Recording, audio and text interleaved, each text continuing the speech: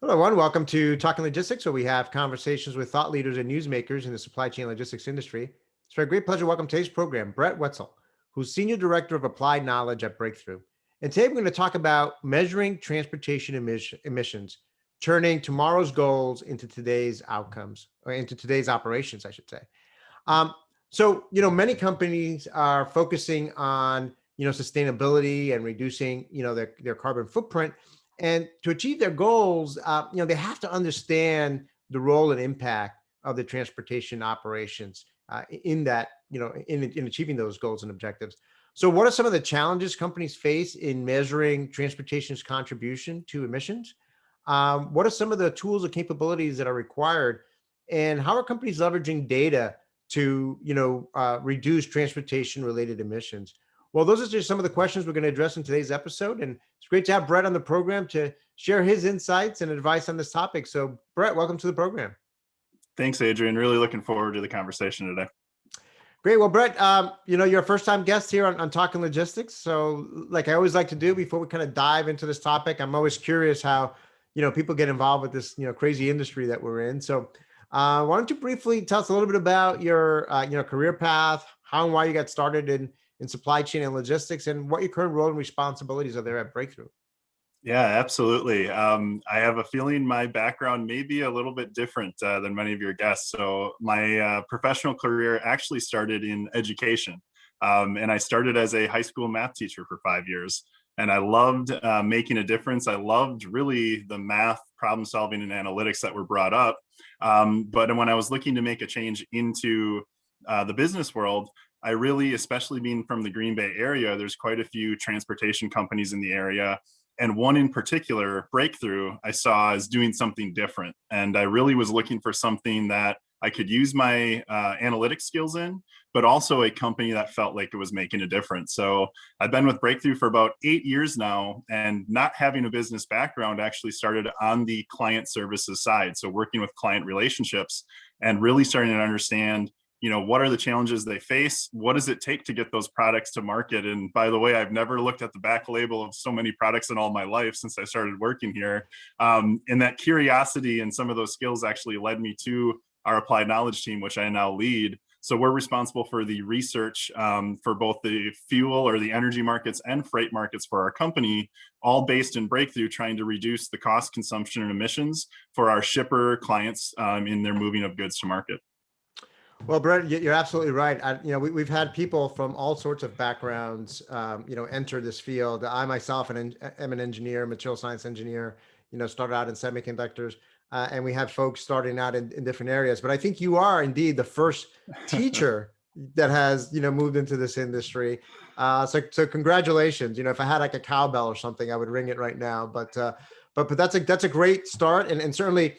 It's an area that I think that it might be interesting later on in your career, maybe making a transition back or contributing in education in some way again, because I think, for a lot of today's youth, this industry holds a lot of promise in terms of career opportunities. There's a lot of promise on the technology side of things. So I think, as Whitney Houston used to sing, the children are our future, right? So there's certainly the future of this industry as well. So you got to start there, but maybe you'll end your career there at some point. You are absolutely right with that. Yeah, but in between, there's a lot of great things to talk about and work on. And one of those areas is obviously what we're talking about today, which is, sustainability. And, when companies talk about emissions, carbon emissions, they often talk about, and I see it, all the time, they talk about scope 1 and scope 2 and scope 3. And every once in a while, I have to go back and refresh myself and turn, what does this all mean? So what's the difference between scope 1, scope 2, scope 3? What does that mean? Yeah, that's a great question. And I actually usually like to liken it to probably our experiences even around our households when you start to describe it. So your scope 1 emissions are the direct emissions that you have. Specifically, that could be the natural gas or the heating oil to heat your home. Also, just the gasoline or diesel that you consume in your personal vehicle. So something that you're directly using as an emitter.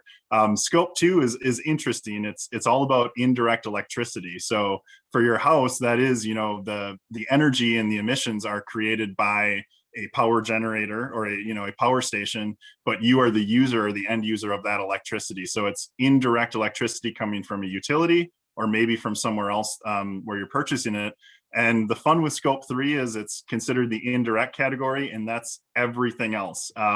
So it creates a big challenge and a big bucket there. But one, it's upstream and downstream transportation. It's how products are sourced to you and how your end users or customers are going to use them in their afterlife. And probably the easiest parallel I can think there is, about every other day, especially in the last year, a FedEx truck or an Amazon truck pulls up to your house to deliver a good. Well, what were the emissions that came from this truck that you weren't driving? But you're still responsible for, those emissions if you think about yourself as a company, because you were part of the chain that got it to your house in the first place. So definitely a wide-reaching bucket, and oftentimes probably the most vague bucket out there for scope 3. Yeah, and I imagine, and I would think that, when it comes to transportation, depending on the specifics of your transportation operations, you can fall into either scope 1 or scope 3, right? Because if you have your own private fleet or if you're operating your own vehicles, those are direct emissions that you're responsible for. But if you're using common carriers for the majority of your transportation, or maybe just for part of it for the inbound, let's say, that would fall under scope 3. So really, from a transportation standpoint, it might cover multiple scopes, right? Yep, absolutely. And that is an interesting piece too, because, scope 1 emissions, there's always one company that's responsible for it because there is one person that's actually operating it.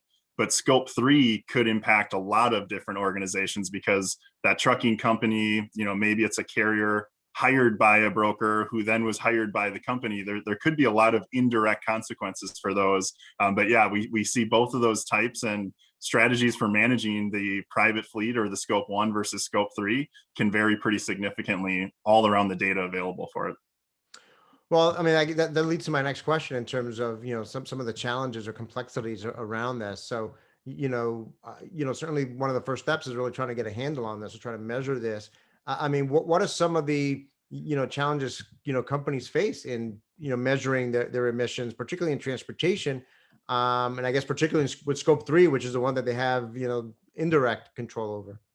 Yeah, and that's a great question, because I think even over the last decade plus, scope 1 and scope 2 were probably the easiest to both measure, but then also to make changes. It could have been higher efficiency light bulbs, higher efficient equipment at stores or in manufacturing. The big challenge around scope 3 has really been both the data availability to actually be able to see what it is. And I think in transportation, a big challenge has been the idea of, do you actually have control over somebody else's assets or somebody else's decisions out there? So, in listening to your other programs and conversations, Adrian, this revolution of data and insights continues to move forward. I think scope 3 is finally starting to come into that limelight of, hey, we need to have a solution for all of these scopes. And now how do we find the right level of visibility to get to it? In basically, without the visibility, this has been a world of a lot of averages. So there's one number stamped on it for an emissions number, whether it's a truck moving or another scope 3 emission.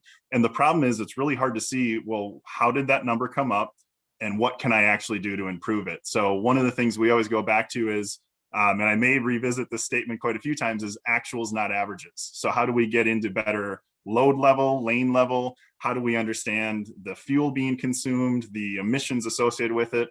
It's a really interesting problem to solve. And like with me, with my background, it's the type of thing that I love doing. Yeah, no, you said a lot there that I think is interesting. We talk so much about visibility in this industry, and obviously this is another dimension of visibility, right? Visibility to emissions. Um, we talk a lot about collaboration in this industry. I think when you get to scope 3, that's another area where, one company alone can't do this. I mean, you need to share information. You need to collaborate or work with, your trading partners, on this, whether it's, your suppliers on the inbound, whether it's your carriers or brokers or logistics service providers that are managing some of the transportation.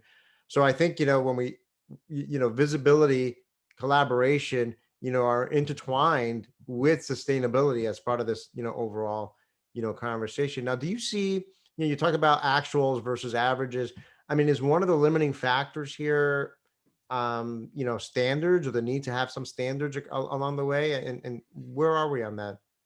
Yeah, and that's a really good question and one that's evolving. I would say it's probably the one that's fascinated me the most in the last year as well. Standards and certification processes for scope 1 and 2 are pretty well defined for the most part. And there's a lot of agencies that are coming around to better define these for scope 3. And I think we're going to see that in the next few years because a lot of the commitments we're seeing out there, and this is what's been really cool, like the science-based targets is one thing you might hear, or greenhouse gas protocol, they're continuing to kind of get better guidance and more standardization around this. And I think the last year, what's been really interesting, you think about any part of logistics and any part of life, there's been a lot of disruption. We've actually seen this disruption as a time for a lot of companies to say, hey, what we did before is already disrupted. So is there a different way we can think about this moving forward? And the number of shippers that we've seen committing to it, and as a matter of fact, even the number of carriers starting to commit to climate plans has really ramped up. And I think that idea that you just said, it's kind of the data and insights, but the collaboration piece, I think, is what we're really going to see help move this forward. Yeah, no, I agree. Absolutely. So like anything else, whenever there's some kind of initiative that seems very large in scope or very, it can be very daunting, at first blush. I mean, always the challenge is, how do you get started, right? So how do you get started in measuring, transportation emissions? I mean, what are some of the tools or capabilities required? Yeah, I would say where we always start to, and this is where I enjoy my role from the applied knowledge research side, is honestly starting around understanding what am I trying to measure in the first place. And there's a big move to go to what's known as life cycle emissions, which is it's no longer just what's coming out of the tailpipe, but how was my fuel sourced? How was it created? And it also includes more than just carbon dioxide. So there's a lot of education just in understanding, so what is it that I need to measure? And then from there, once you kind of understand what it is that we're going to measure, it's all about figuring out some of those key components. So when we're talking with clients and we work with clients here, there's a lot of companies that are starting to think about how can we better manage this. Data collection has been the biggest issue, especially for sustainability teams. It's really hard to get it. It probably looks different in every area of the company that you go to, but we really try to break it down into what are the key components you need to know, who moved it, what type of equipment moved it. So a lot of those basic insights is what helps you at least start to set that baseline. Because you've probably heard this adage, you can't really improve what you can't measure. So most of the work right now is all around, let's just find those key components to be able to pull them together and see where we're at today.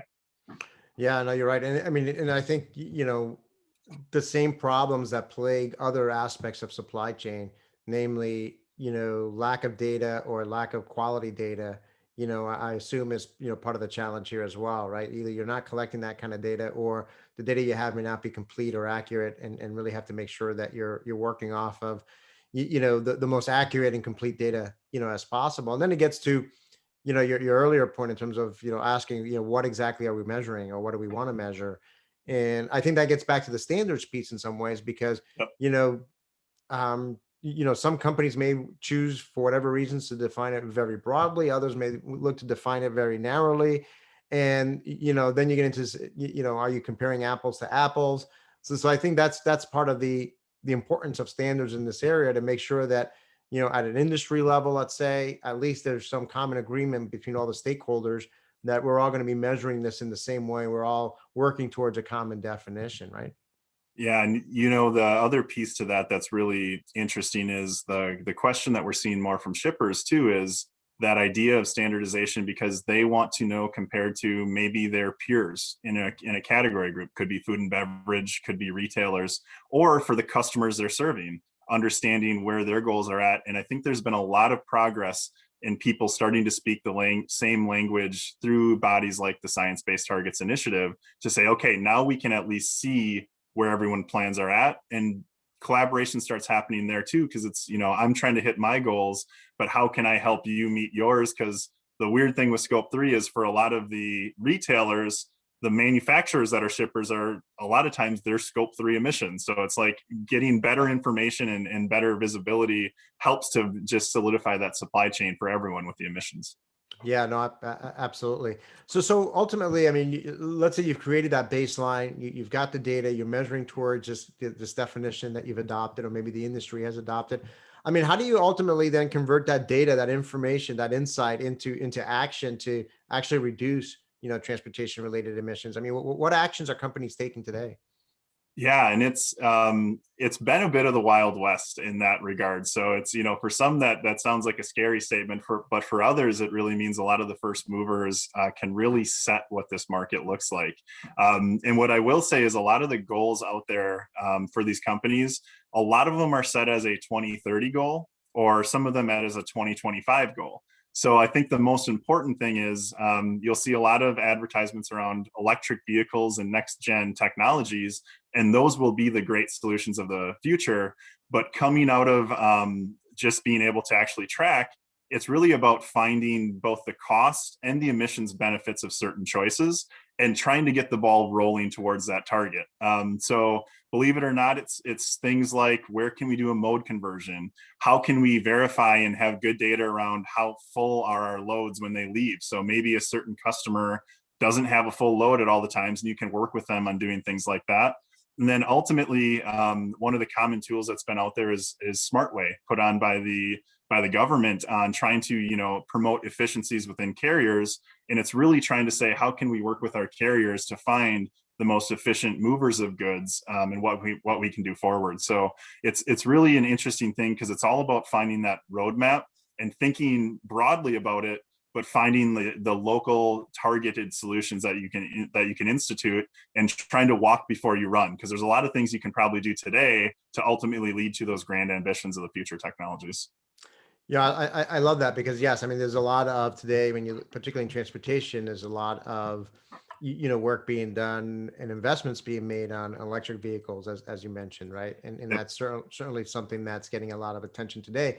But you also pointed to something that I've written about a lot and talked about a lot. I mean, there's just a lot of existing waste and inefficiencies with current transportation processes, right? A lot of Yep. empty miles, a lot of trailers that aren't fully utilized.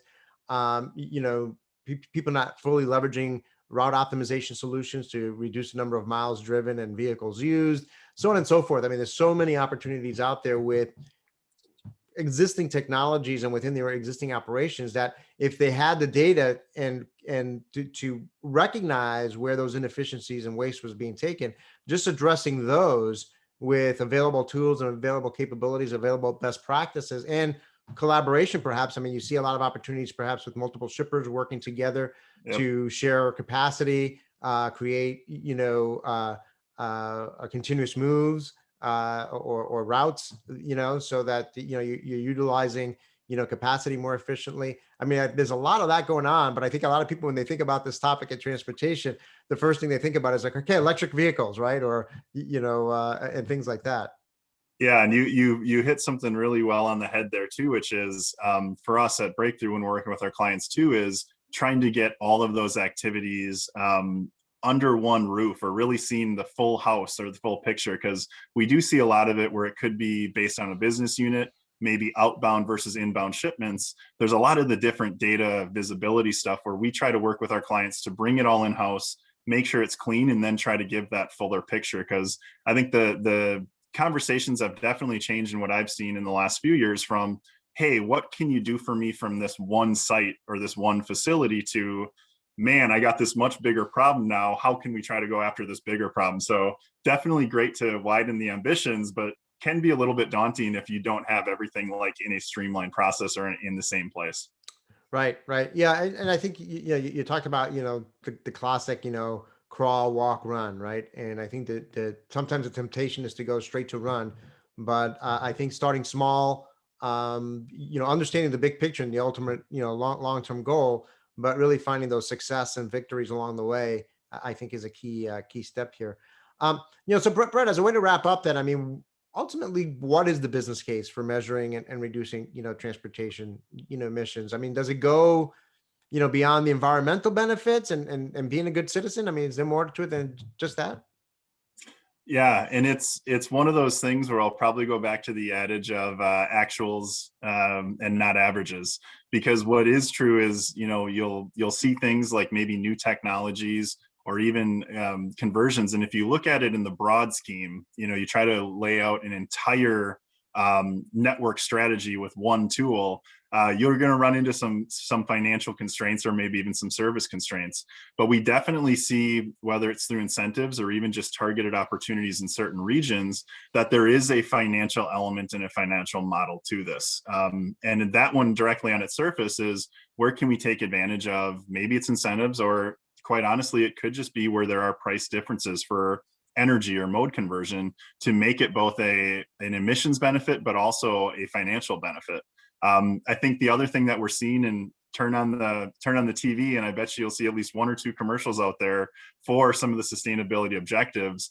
It's definitely starting to become a differentiating factor with consumers, and even some of the investors out there too, which are starting to put in some of the ESG requirements for funding. So I think there's a lot of, in a targeted solution with actuals, not averages, there's some immediate payback items. And in the longer term, I think we're going to see this continue to be a push from both the consumer and the investor world to move forward. Yeah, no, great point. I mean, I think you're right. I mean, there's multiple stakeholders, multiple driving forces that are leading companies in this direction. And I think that, from my perspective, you've always heard the term, green is good for business. And half sarcastically, I say, well, that's true, because really the main green initiatives that get done are only those that are good for business, right? If there's no business benefit, companies are not going to do it solely for the benefit of the environment, even though, morally or ethically or whatever, you can make a case for that.